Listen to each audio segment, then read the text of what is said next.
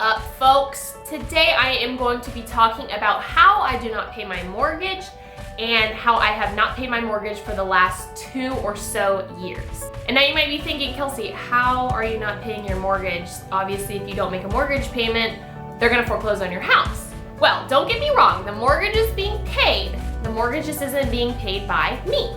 And how the heck could this be possible? Rental properties. Rental properties bringing in passive income. So let's take a look at what I mean.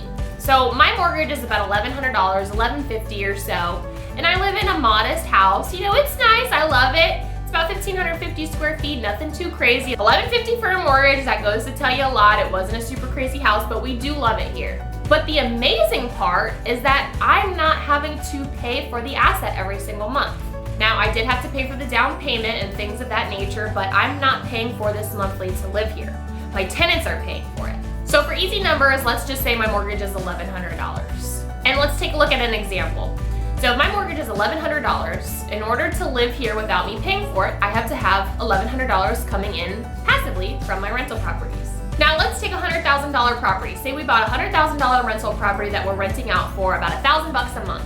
And let's just say our mortgage payment is around $650. Well, then we're obviously bringing in about $350 of profit per month. Now, of course, this is gonna be before any repairs and maintenance and things of that nature, and it's gonna be before taxes. But just for the simplicity of the example and the numbers, we're just gonna say we have a $350 coming in. So in order to cover the $1,100 a month mortgage payment, I need to have roughly 3 rental properties that have close to those numbers. And then I will never have to pay my own mortgage ever again. This is just insane when you think about it. Like, who lives somewhere with someone else paying for their rent or their mortgage? Nobody. Nobody is gonna pay other than maybe your parents when you're a kid. But other than that, nobody's ever gonna pay your mortgage for you, except when you have rental properties or some other type of passive income, but mainly I'm talking about rental properties because I'm specifically having my tenant cover what I need for my own mortgage. Now keep in mind, not only are they paying for my mortgage and paying into my current home address, but they're also covering the monthly payment for the property that they live in. So they're covering the mortgage of that and buying into that asset and paying into that equity, but they're also paying into my own personal home equity, something that they're not even living in. So this is super huge because they're buying your equity, they're buying into your net worth, into your asset, and you don't even have to lift a finger for it, which isn't entirely true. There is a lot of work involved with a rental property if you self-manage, but just the idea of the passive income and the rental income as a whole.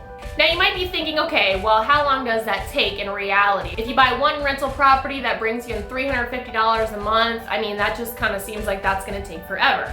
Well, it took us 3 houses and 2.5 years to never have to pay our own mortgage ever again. 2.5 years, that's it, that's all it took.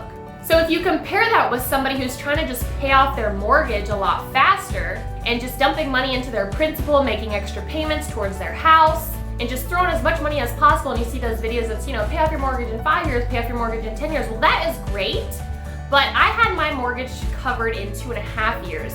Plus, I've got a bunch of additional assets to show for it too. So I don't only have just this one asset, I've got these other rental property assets as well. Whereas the person who's just paying off their own house mortgage with that extra money, they only have the one asset. Sure, it's owned free and clear, and that's great, and there is nothing wrong with that. But it kind of goes into the example of what I've said in a couple of past videos, is just be smart with your money and figure out where it's gonna be best invested to earn you the most back. There is a question when talking about wealth or money that goes along the lines of, if you quit your job today, how long could you survive? Essentially, if you had no more income coming in from your day job, how long could you afford your expenses? For most people, it's probably just until their savings run out, right? Well, they say that if you can answer that question as infinitely, I can continue infinitely covering my expenses if I quit my day job today, that is wealth. That is when you have become wealthy, when you don't have to work a single extra day in your life to cover your daily living expenses. And that's the goal, really, right?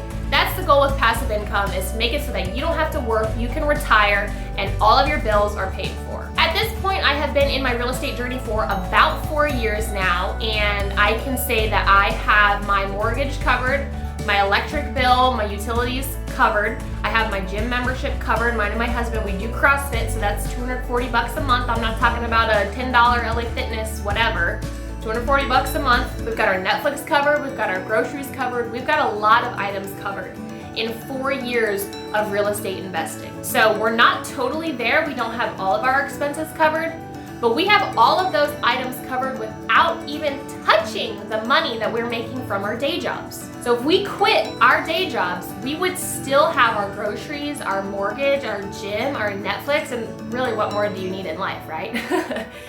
But the idea is to have all of your expenses covered with your monthly passive income. And then on top of that, some extra coming in to help fuel more investments, right? You don't want to just break even every single month. You want to be able to acquire more investments over time as well. All you have to do is work smart and not hard, okay? Investing is not necessarily hard. It just takes time to learn, and it's just not something that's generally taught. You know, we're taught to go to the 9-to-5 job, be a slave to the corporate world, and that's how you make money. And this just isn't the case. There's a lot more to it than just that. Now, a lot of you may be thinking it's unethical. I know a lot of people have problems with landlords thinking it's unethical, charge you too much, blah, blah, blah, but it's not unethical. Being a landlord is a lot like being a business owner, right? So if you're going to buy a car, you go to the car dealership, you paid a certain amount for the car, and then they're selling it to you for a certain amount. Landlords are doing the same thing. We bought the house at cost, however much the house costs per month, we pay the mortgage, and then we rent it out, we lease it, we sell it monthly to the tenant with an upcharge, just like every other business does. And people don't have a problem with businesses doing that. I don't understand why they have a problem with landlords doing that. There will always be a rental market.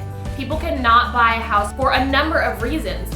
1, they don't have enough money for a down payment. 2, maybe their credit isn't good enough to get a home loan. 3, maybe they're not old enough, don't have a job, they're a student somewhere. Or 4, sometimes they just don't want to be a homeowner. They don't want to deal with the headache of it. I've met people in my life who say they will never own a home in their entire life. They have no desire. So the rental market will always be there, and it's just not unethical as long as you're a good landlord to your tenants. All right, that's all I have for you on today's video, and I hope you can see how important it is to have passive income and how freeing and liberating it is to know that you could maybe quit your job and still be able to survive in the world. It's just so exciting. So drop a comment below on where you are in your real estate investing journey or your passive income journey and what bills that you have covered, and I would love to hear from you guys. All right, that's it. I will catch you in the next one. Talk to you later.